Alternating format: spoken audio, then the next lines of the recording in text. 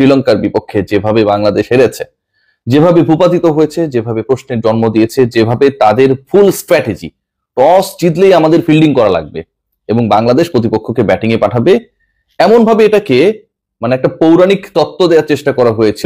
3টা টস জয়ের পরে যেভাবে দুর্বল প্রতিপক্ষের বিপক্ষে বাংলাদেশ আগে ব্যাট করার সাহস পায়নি, করে নাই, সেটা বাস্তবতায় নামিয়ে এনেছে শ্রীলঙ্কা। বাংলাদেশকে উড়িয়ে দিয়েছে, গুড়িয়ে দিয়েছে, 32 বল আগে জয় নিশ্চিত করেছে, পুরো বোলিং অ্যাটাককে তুলোধুনো করেছে এবং বাংলাদেশের ব্যাটিং ডিপার্টমেন্টের খোলসটা ফাইনালি সামনে এসেছে। আফগানিস্তানের বিপক্ষে ডু অর ডাই ম্যাচ আগামীকাল, আপনারা সবাই জানেন। এই ম্যাচে বাংলাদেশকে জিততেই হবে, মানে একদমই জিততে হবে, এর ডানে বামে কোনো আলোচনা হবে না। এবং সেই ম্যাচের আগে অনেকগুলো প্রশ্ন রয়েছে, অনেকগুলো প্রশ্নের উত্তর খোঁজার চেষ্টা করছে বাংলাদেশ। এক এক করে সেই প্রশ্নগুলোর উত্তর খোঁজার চেষ্টা, সেই আলোচনাটা আপনাদের সামনে করতে চাই। 1 নাম্বার হচ্ছে 11-এ কতগুলো পরিবর্তন আসতে পারে। নাম্বার 4-এ যে পজিশনটা রয়েছে তাওহিদ হৃদয়, যেখানে তিনি হ্যাটট্রিক ম্যাচে বিলো 100 স্ট্রাইক রেটে আউট হয়েছেন। 100 কম স্ট্রাইক রেটে আপনি আউট হতেই পারেন বা আপনার ইনিংসটা শেষ করতেই পারেন, সিচুয়েশন ডিমান্ড হলে সেটা হতে পারে। বাট বাংলাদেশ দলের সবচেয়ে এই মুহূর্তে আনপারফর্মার, নন পারফর্মার, চাপ ক্রিয়েটকারী ব্যাটার হচ্ছে তাওহিদ হৃদয়। নিজের উপর প্রেশার তিনি নিয়েছেন। বাংলাদেশ দলের 11-এ তার থাকা নিয়ে এই এশিয়া কাপের শুরু থেকে যখন প্রশ্ন উঠেছিল, ইভেন নেদারল্যান্ডস সিরিজ যখন চলছিল তখনও যে প্রশ্নটা উঠেছিল, সেই প্রশ্নের ফাইনালি একটা সমাধান হতে যাচ্ছে। যতটুকু শোনা গেছে পরের ম্যাচটায় বাংলাদেশের বাঁচা মরা লড়াইয়ে তাওহিদ হৃদয়কে ছাড়াই 11 করা হবে এবং সেই জায়গাটায় কে খেলবেন সেটা আপনারা সবাই জানেন কম বেশি, সাইফ হাসান। নাম্বার 4-এ একটা বড় পরিবর্তন আসছে, এটা নিয়ে কোনো ডাউট নেই। পেস ডিপার্টমেন্টে তাসকিন আহমেদের সবশেষ পারফরম্যান্স গুলো যদি আপনারা দেখেন, খেয়াল করে দেখুন, নেদারল্যান্ডসের বিপক্ষে 2 ম্যাচ খেলেছিলেন তাসকিন। সেই 2 ম্যাচে তাসকিনের শিকার ছিল 6 উইকেট একটা ম্যান অফ দ্য ম্যাচ হয়েছিলেন। তার আগে সিরিজে আমরা দেখেছিলাম তাসকিন আহমেদ সেখানটাও 3-6 উইকেট নিয়েছিলেন। এবং এবারের এশিয়া কাপের প্রথম ম্যাচে হি ওয়াজ বিট কস্টলি, বাট প্রথম ম্যাচটায় 2 উইকেট নিয়েছিলেন। 5 ম্যাচে 14 উইকেট নেয়া তাসকিন, যেই তাসকিন প্রতি 10 বলে একটা করে উইকেট নেন, সেই তাসকিন আহমেদকে জাস্ট হংকং এর বিপক্ষে একটু বেশি রান দিয়েছে দেখে আমরা 11-এ খেলালাম না। খেয়াল করে দেখুন, তাওহিদ হৃদয়কে আমরা খেলিয়েই যাচ্ছি। একসময় নাজমুল হোসেন শান্তকে আমরা ক্যারি করেই যেতাম অফ ফর্মের পরেও, ম্যাচের পর ম্যাচে খারাপ করার পরেও। সেখানটায় 5 ম্যাচে 14 উইকেট নেয়া তাসকিন একটা ম্যাচে ইকোনমিক্যাল ছিলেন না দেখে তাকে মহা গুরুত্বপূর্ণ ম্যাচে এগেইনস্ট শ্রীলঙ্কা, যেই ম্যাচটা জিতলে আজকে বাংলাদেশের অবস্থাটা অন্যরকম হতে পারতো, সেখানটায় বাংলাদেশ ম্যানেজমেন্ট লিটন কুমার দাসের দল ড্রপ করেছে। তাসকিন আহমেদকে ড্রপ করার খেসারত বাংলাদেশ দিয়েছে। বাংলাদেশের বোলিং অ্যাটাকটা কেমন ছিল সেটা আপনারা সবাই জানেন। সো তাসকিন ব্যাট করবে কি করবে না সেই উত্তর মেলানোরও সময় চলে এসেছে এবং যতটুকু ভাবা হচ্ছে, যতটুকু মনে করা হচ্ছে, Taskin is going to be the part of the 11 again after the Hong Kong match. So Taskin Ahmed 11-এ ফিরবেন বলেই আলোচনা। তাওহিদ হৃদয়ের ক্ষেত্রে তিনি বাদ পড়বেন এটা মোটামুটি ফিক্সড। যেমন তাসকিনকে খেলালে তিনি কার পরিবর্তে খেলবেন সেটা নিয়ে কিছুটা আলোচনা রয়েছে। মুস্তাফিজ তো খেলবেনই, শরীফুলকে ড্রপ করা হবে নাকি তানজিম সাকিব। তানজিম সাকিব কিন্তু প্রথম 2 ম্যাচে দুটাতেই ভালো করেছে।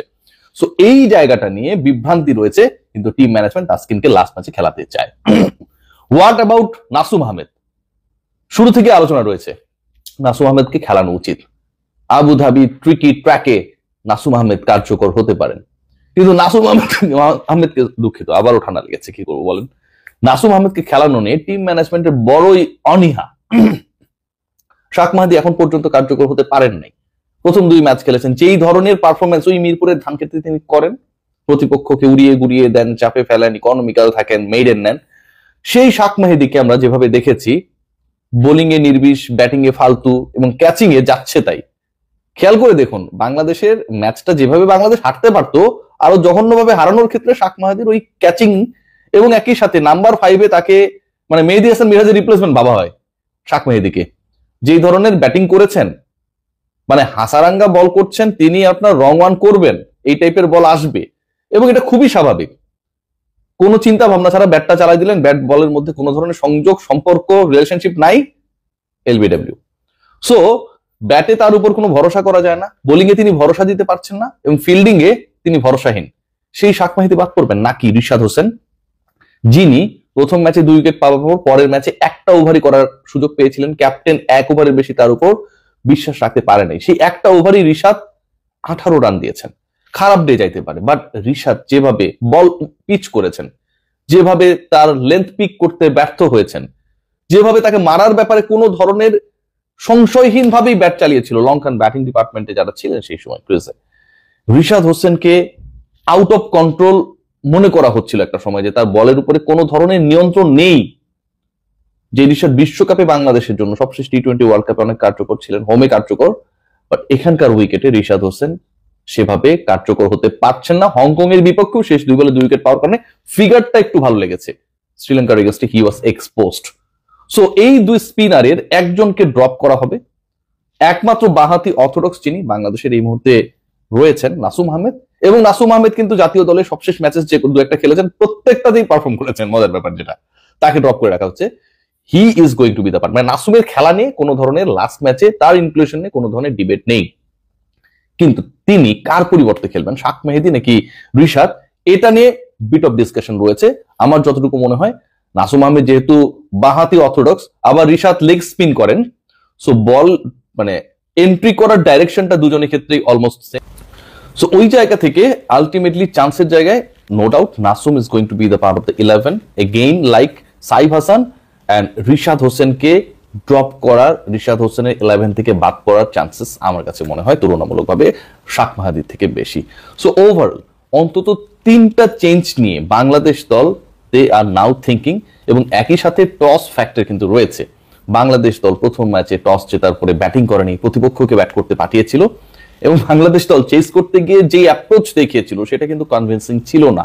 মাঝের 32 বলে বাংলাদেশ কোনো বাউন্ডারি মারতে পারে নাই হংকং এর বিপক্ষে, তাদের বোলিং অ্যাটাকের বিপক্ষে। আফগানিস্তান যাদের এগেনস্টে প্রায় 200 রানের কাছাকাছি করেছিল, বাংলাদেশ 7ম থেকে 12তম ওভার পর্যন্ত সেই একই বোলিং অ্যাটাকের বিপক্ষে একই মাঠে একই টাইপের উইকেটে 32 বলে 5.5 ওভারে কোনো বাউন্ডারি মারতে পারেনি। সো চেজিং এ বাংলাদেশ যে খুব মুনশিয়ানার পরিচয় দিয়েছে অন্তত inaugural of their match in Asia cup, সেটা করতে পারে নাই।